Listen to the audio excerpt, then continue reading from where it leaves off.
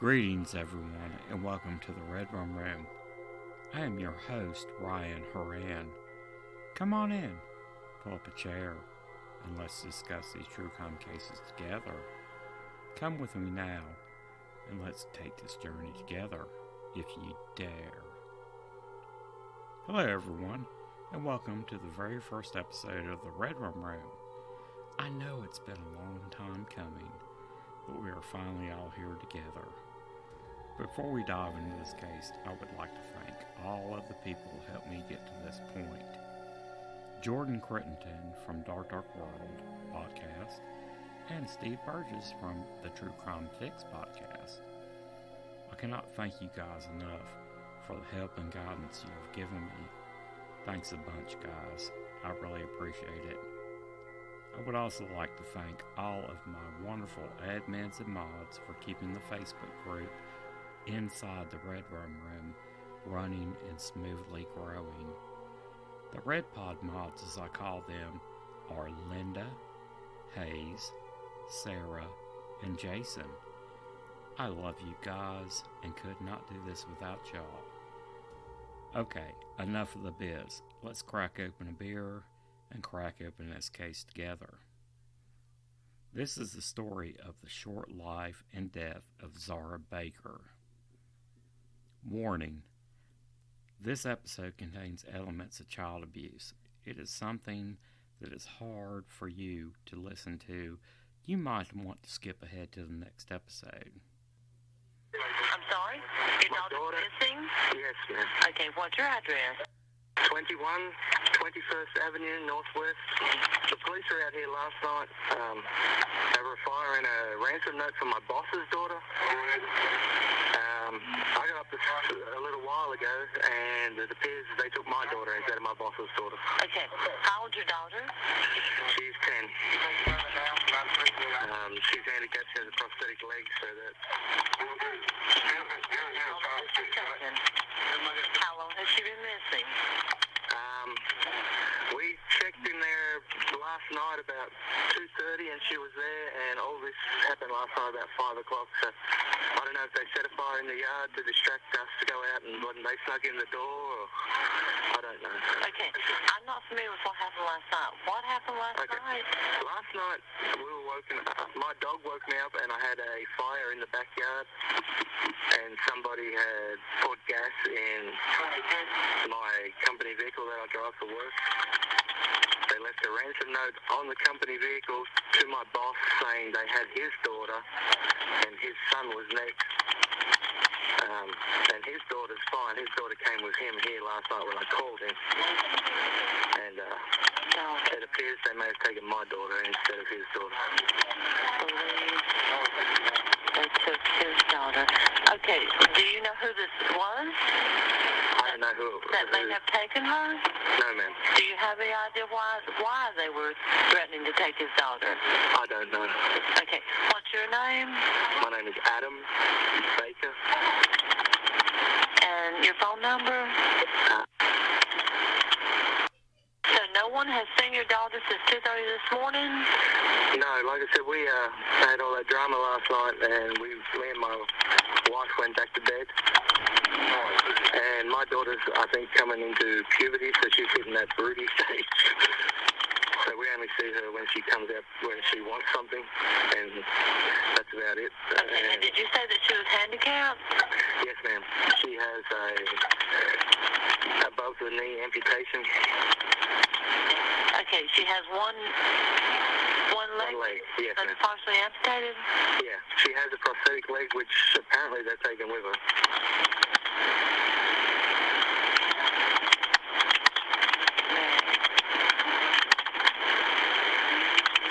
Prosthetic leg was taken with her? Yes, ma'am.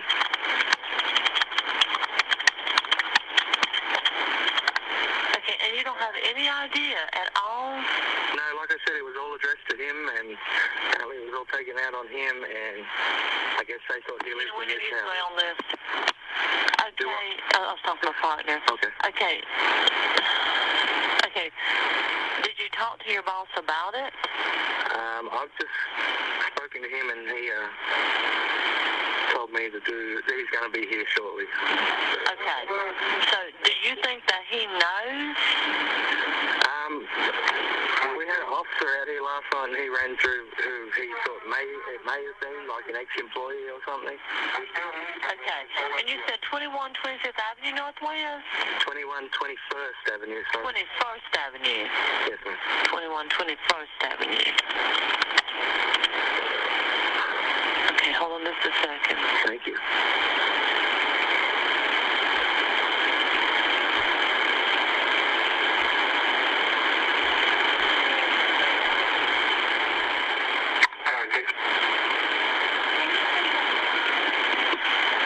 Okay, yeah, I see it now. I wasn't finding the call. Okay. It was a Officer Rowland. Okay. All right. Okay, all right. We're getting the police on the way out there. If you find out anything at all in the meantime before we get the officer out there, call me back. Anything that would help us as far as finding your daughter. Okay, thank you, ma'am. Bye-bye.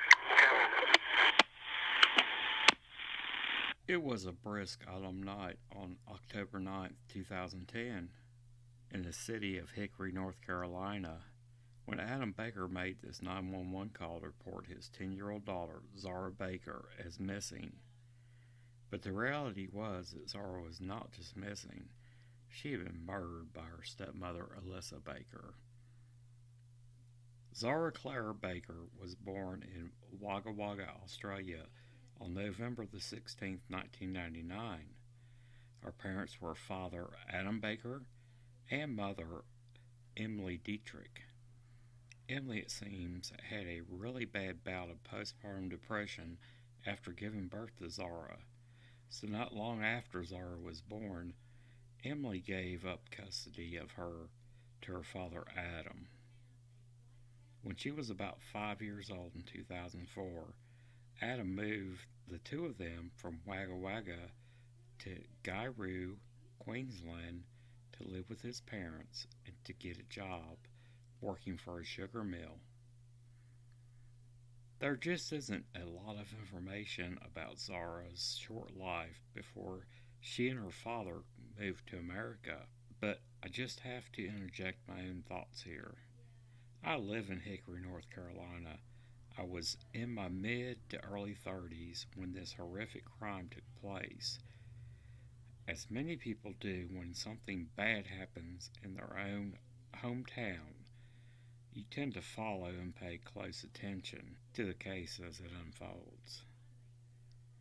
One thing we do know about Zahra is she was diagnosed with bone cancer in 2005 at the age of 6.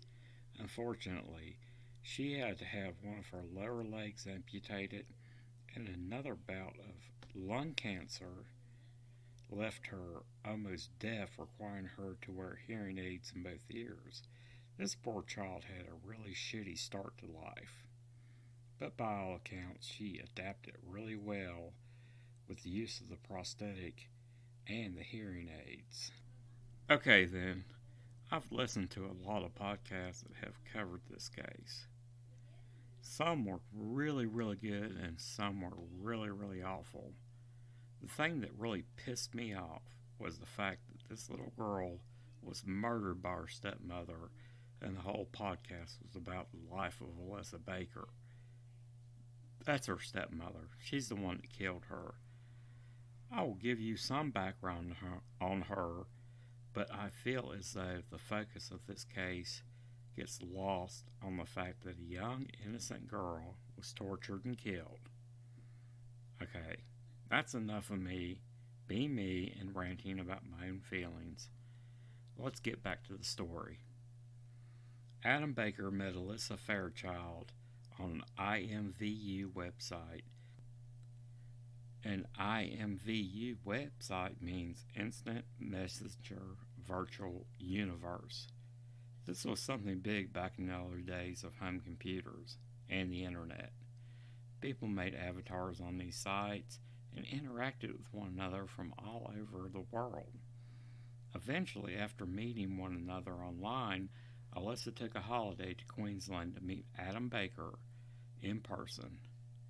It didn't take long before Adam and Alyssa were married. and the three of them moved back to the United States in 2008. Apparently, Zahra's cancer had gone into remission. Now I will give you a little background on Alyssa. By all accounts, she had a pretty good childhood. Her father loved her deeply and would do anything for her growing up, but she never really got along with her mother as a result. As she got into her teen years, she was very abusive to her mother as far as verbally and physically abusing her. Like I said earlier, I'm not going to dive deep into Alyssa's life. She had psychological problems and never received any help for any of them. I will tell you she was married 6 times before she met Adam Baker. That should tell you a little something right there. Anyway, after getting married, the three of them moved right here to my hometown of Hickory, North Carolina in 2008. Zahra attended public school for a while until she started being homeschooled. It was never documented if she was in fact homeschooled, but it was speculated that she was pulled out of public school because of allegations of child abuse. Many of their neighbors reported that Alyssa was physically and mentally abusive to Zahra. It was when Zahra went to school with a black eye that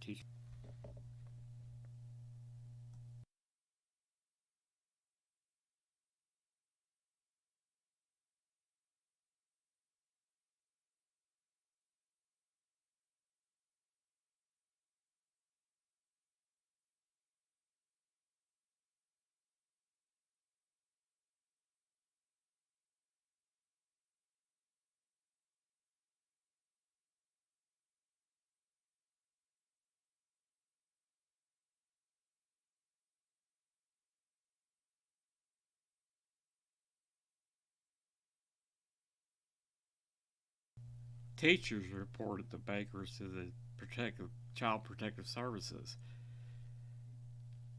Child Protective Services visited Zahra's home many times before she died.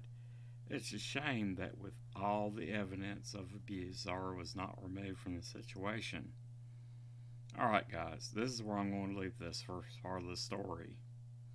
Next week, we'll take a look at the actual murder and investigation that followed. Thank you all for giving me a chance at this whole podcasting thing. I love y'all. You can find Redrum Room on Facebook by searching for Inside the Redrum Room at facebook.com, and also contact us at InsideRedrumRoom at gmail.com. Thanks for listening. I'll be back with the conclusion of how Zahra Baker died next week.